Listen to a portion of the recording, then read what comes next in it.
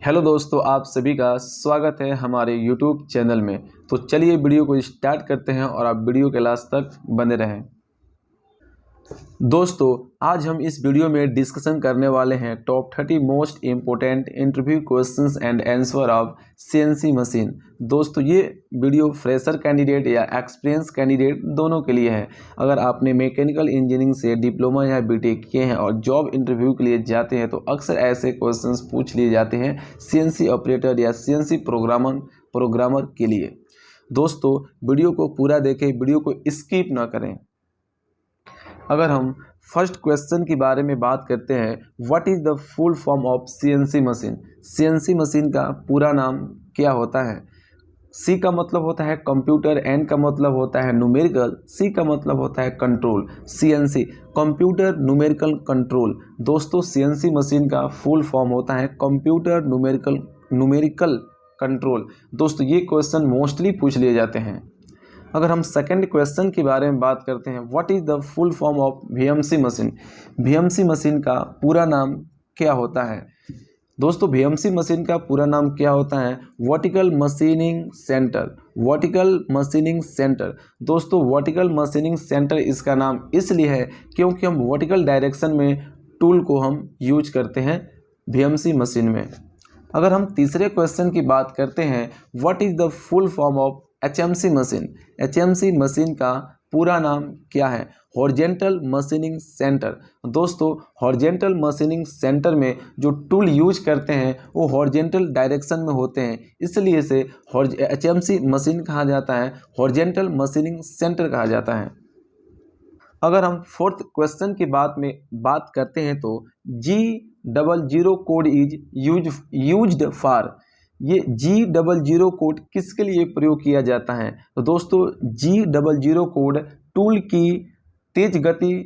Tool को तेज गति से चलाने के लिए यूज किया जाता है। जो हमारा टूल होता है उसे फास्ट स्पीड में चलाने के लिए यूज किया जाता है। दोस्तों, अगर हम फिफ्थ क्वेश्चन की बात करते हैं तो G01 code is used for. G01 code किसके लिए यूज किया जाता है? टूल को धीमी गति से चलाने के लिए G01 कोड का प्रयोग किया जाता है।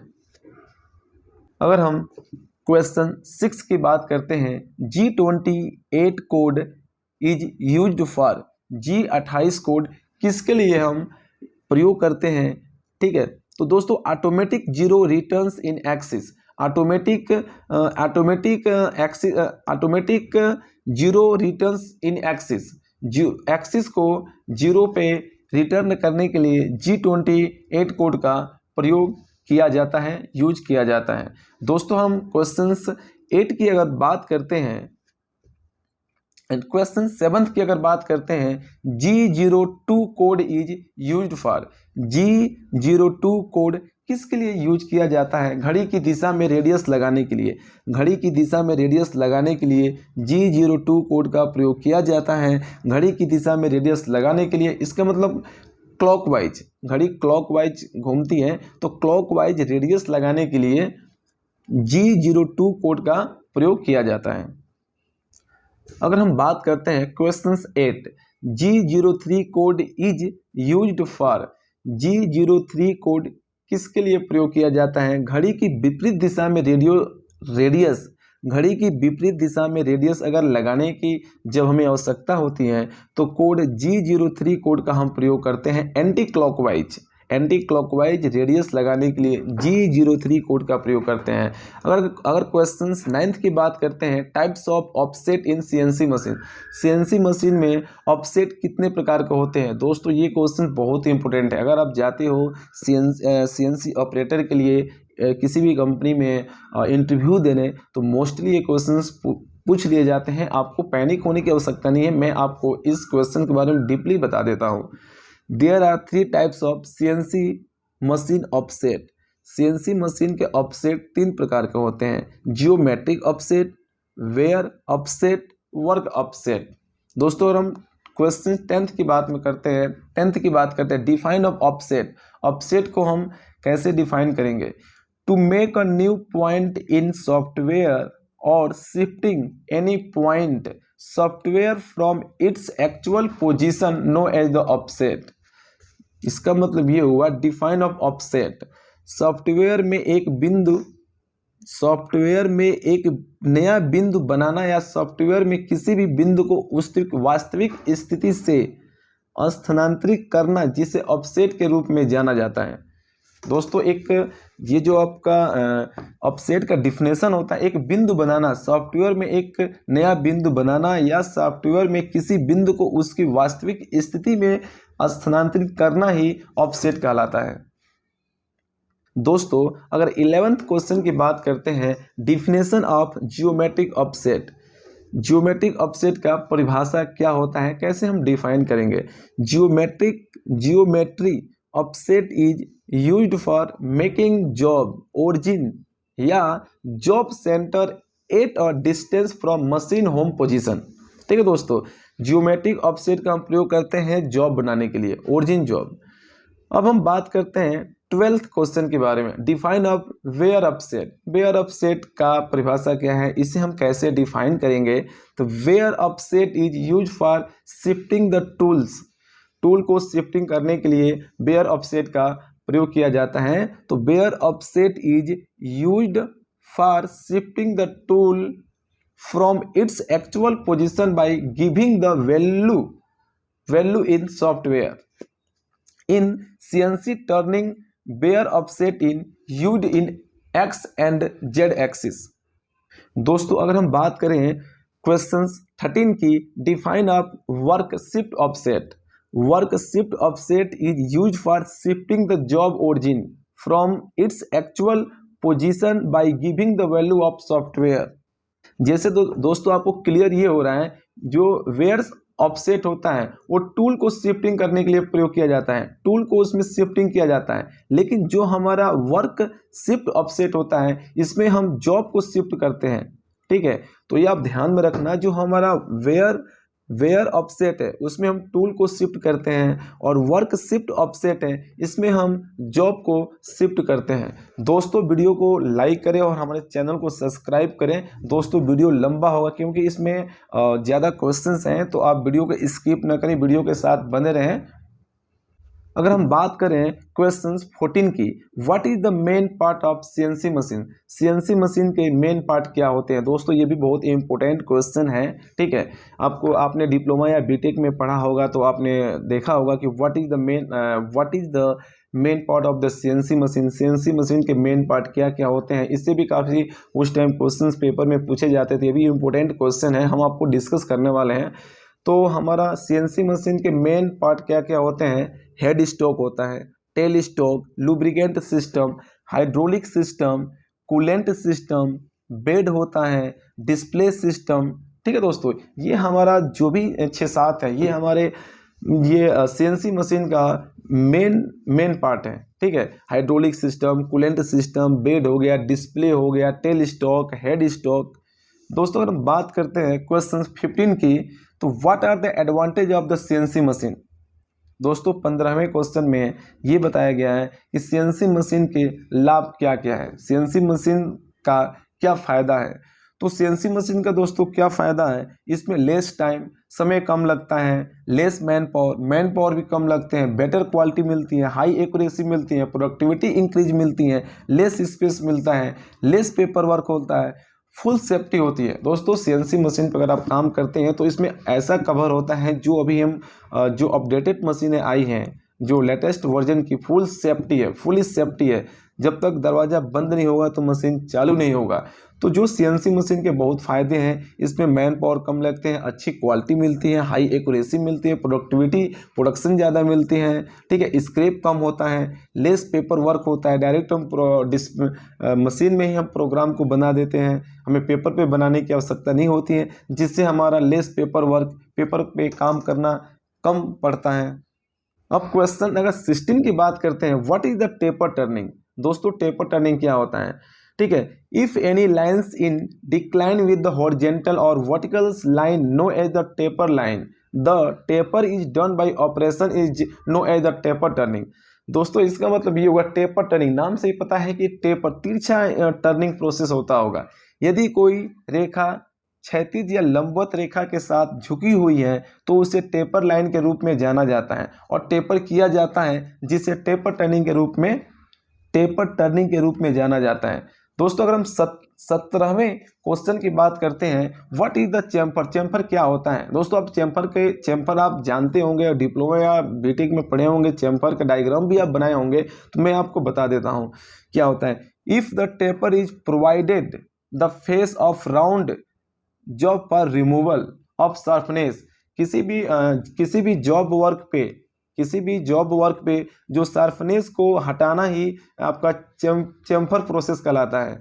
तो it is the taper is provided at the face of the round job for removal of sharpness of face not mating purpose no as the chamfer is denoted by C and the value is near about 0.5701 mm and angle is nearest about 45।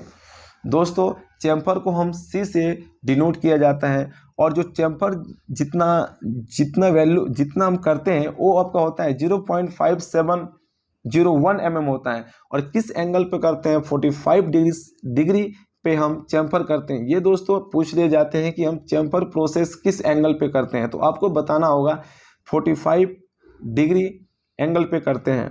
दोस्तों 18वें question की बात करते हैं, what is the single point cutting tool. Single point cutting tool क्या होता है, ठीक है। It has the only one cutting edge, it is the designed with the sharp edge to minimise rubbing contact between the tool and work piece.